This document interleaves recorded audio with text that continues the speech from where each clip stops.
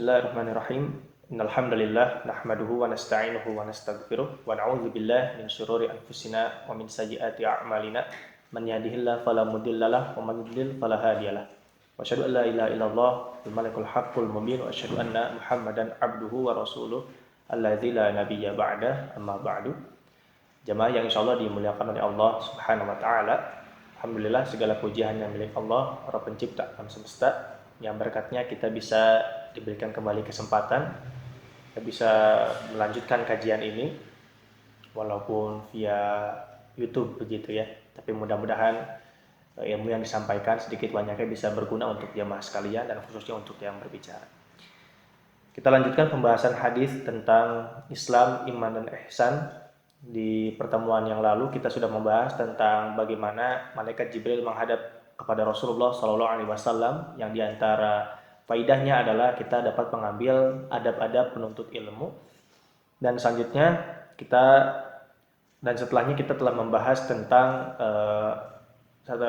Islam ya, sebagai poin yang pertama ditanyakan oleh malaikat Jibril, dan Nabi menjawab dengan rukun Islam yang 5. Kemarin kita sudah membahas rukun yang pertama, yaitu 2 kalimat syahadat. Maka kita akan membahas pada kesempatan kali ini yaitu tentang sholat.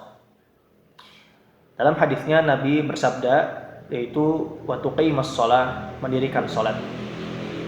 Dalam kalimat ini Nabi tidak mengatakan wa antusolliya, kalian sholat, tapi wa tuqimus shalah, engkau menegakkan sholat. Maksud daripada kalimat tuqimus shalah dengan kata iqamah, yaitu maksudnya adalah tuqimus shalah bi an ta'tiya biha kama jaa bihan nabiyyu sallallahu alaihi wasallam, yaitu mengerjakan sholat tidak sekedar sholat semata, tapi memperhatikan beberapa aspek, diantaranya adalah mengerjakannya sebagaimana Nabi sallallahu alaihi wasallam sholat. Karena Nabi sallallahu alaihi wasallam bersabda dalam hadis riwayat Imam Bukhari, "Shallu kama ra'aitumuni usolli." Salatlah kalian sebagaimana kalian melihat aku salat. Kemudian yang kedua adalah kata Syekh Shalih Fauzan dalam kitab Minhaj Rabbaniyah, yaitu yang dimaksud dengan mendirikan salat juga adalah an yusalliyaha fil waqtil ladzi haddadahu Allahu laha, yaitu mengerjakan salat pada waktunya yang waktu tersebut telah Allah tetapkan. Ini berdasarkan Quran surah An-Nisa ayat 103, bahwasanya Allah berfirman, a'udzubillahi minasyaitonirrajim, innas sholata kanat 'alal mu'minina kitaban mauquta. Bahwasanya salat itu wajib bagi muslim, dan salat itu wajib mauquta, telah ditetapkan waktu-waktunya. Kemudian jemaah yang insyaallah dimuliakan oleh Allah Subhanahu wa taala, yang selanjutnya adalah dimaksud dengan mendirikan salat adalah al-khusyu'u fiha, khusyuk dalam mengerjakannya, wa hudurul qalbi, dan juga menghadirkan hati ketika hendak mengerjakan sholat. Karena apa? Karena Syekh Shalih Fauzan menjelaskan, apabila sholat tidak dibarengi dengan khusyuk, maka sholatnya bisa jadi tidak bernilai. Dengan ungkapan wal khusyu'u ruhus sholat, khusyuk itu adalah ruhnya sholat. Wa sholatu bila khusyu'in kajasadi bila ruhi, dan sholat tanpa adanya khusyuk itu seperti jasad tanpa ada ruh. Maka khusyuk adalah poin yang sangat penting dalam mengerjakan sholat. Walaupun ketika sholat mungkin tidak khusyuk, dalam artian hatinya lalai, maka selama tidak membatalkan, tidak terlewat rukun-rukunnya, maka sholatnya tetap sah. Akan tetapi nanti akan bermasalah di dalam ganjaran di sisi Allah Subhanahu wa taala. Dan tentu bukan kewajiban kita untuk menakar sholat seseorang itu bagaimana pahalanya. Urusan pahala kita serahkan kepada Allah, akan tetapi khusyuk adalah keharusan yang harus sesuatu yang harus kita laksanakan. Mengingat Nabi juga SAW juga pernah bersabda dalam hadisnya, bahwasanya seorang itu nanti dalam sholat tidak ditulis pahalanya baginya kecuali ada yang 1/10, ada yang 1/8, 1/7, 1/6, 1/5, dan seterusnya, bergantung bagaimana khusyuknya di dalam sholat. Maka khusyuk dalam sholat sangat penting bagi kita semua.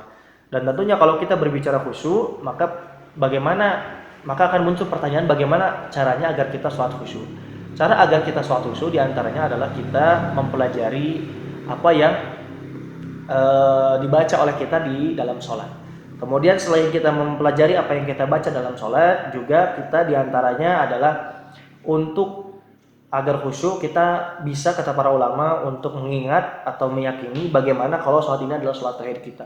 Kalau ini sholat terakhir kita, maka insya Allah kita akan serius menjalankan sholatnya dengan sepenuh hati. Kemudian jamaah yang insya Allah dimuliakan oleh Allah, yaitu wa min iqamatis shalah, dan juga diantara menegakkan sholat maknanya adalah sholatuha fil masajid, mengerjakan sholatnya di masjid, ma'al jamaah, berjamaah. Jamaah yang insya Allah dimuliakan oleh Allah, tentu ini tidak dikhususkan untuk perempuan, tapi ini untuk laki-laki, karena perempuan dalam hadis yang sahih Nabi mengatakan lebih baik sholatnya di rumah walaupun tidak apa-apa sholat di masjid. Terkhusus untuk laki-laki yang balik, yang akil, yang tidak ada uzur syar'i, maka hendaknya dia sholat di masjid, begitu. Karena itu diantara pelaksanaan atau implementasi dari sabda Nabi Shallallahu Alaihi Wasallam, man sami'an nida, barang siapa yang mendengar panggilan, ini panggilan azan, falam yujib, tapi tidak memenuhi panggilan tersebut, fala sholata lahu illa min udzrin, maka tidak ada baginya sholat kecuali apabila ada uzur. Jamaah yang insyaallah dimuliakan oleh Allah Subhanahu Wa Taala, maka itulah diantara penjelasan mengenai tentang mendirikan sholat. Adapun kalau kita ingin merujuk pada tafsir Ibnu Katsir dalam surah Al-Anfal ya, tentang ayat yang mengatakan yuqimunas shalah, mendirikan salat. Penafsiran Qatadah mengenai mendirikan salat itu lebih lengkap lagi.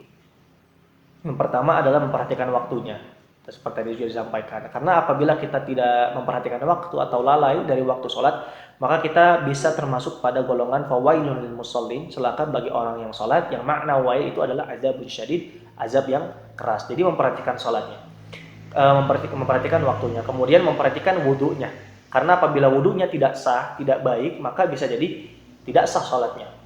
Kemudian memperhatikan ruku dan sujudnya, karena bisa jadi seorang yang sholat kemudian ruku dan sujudnya tidak benar, maka bisa jadi sholatnya akan tertolak, begitu. Karena ruku dan sujud yang pertama bagian daripada rukun sholat, dan yang kedua ada hadis Nabi SAW yang mengatakan bahwasanya ada orang yang 60 tahun sholat tapi tidak diterima karena tidak menyempurnakan ruku dan sujudnya. Na'udzubillahi min dzalik. Jamaah yang insya Allah dimuliakan oleh Allah Subhanahu Wa Taala, yang terakhir yang ingin kita sampaikan adalah karena ini bagian daripada rukun Islam yang dalam hadis disampaikan bunyal Islam alal khamsin, Islam dibangun atas 5 perkara. Di antara 5 perkara tersebut adalah sholat. Maka apabila seorang tidak melaksanakan sholat dengan sengaja, apalagi terus-menerus, dan lebih parah lagi kalau misalkan mengatakan sholat itu tidak wajib, maka dia telah kufur, kata para ulama. Sepakat para ulama, apabila seorang sudah tidak menganggap sholat itu wajib, maka dia telah kufur. Kalau sholatnya dia tinggalkan dengan tanpa ada keyakinan sholat itu tidak wajib, artinya dia masih meyakini sholat itu wajib, tapi dia meninggalkan secara terus-menerus, maka dalam kitab Fiqhul Muyassar, Al-Fiqhul Muyassar disebutkan, maka dia juga telah kafir. Yang agak mending, tapi ini jangan sampai juga, yaitu ketika seorang meninggalkan sholatnya hanya selang-seling. Ini termasuk dosa yang sangat besar, apalagi kalau misalkan yang ditinggalkan sholat asar, maka kata Nabi, maka dia seperti orang yang dirampas anak dan juga hartanya, keluarga dan juga hartanya. Makanya jemaah yang insya Allah dimuliakan oleh Allah, sebagai seorang muslim wajib kita untuk menegakkan sholat, mendirikan sholat sebagai identitas kita. Karena Nabi juga bersabda, bainal mar'i wal kufri wasyirk wa bainal kufri wasyirk, yaitu tarkus sholat. Yang menjadi pembeda antara seorang dengan kekafiran dan juga kesyirikan adalah meninggalkan sholat. Jemaah, insya Allah dimuliakan oleh Allah Subhanahu Wa Taala. Barangkali ini yang bisa disampaikan, mudah-mudahan bermanfaat. Aku qouli hadza wa astaghfirullah li wa lakum wa la'fu minkum. Wassalamualaikum warahmatullahi wabarakatuh.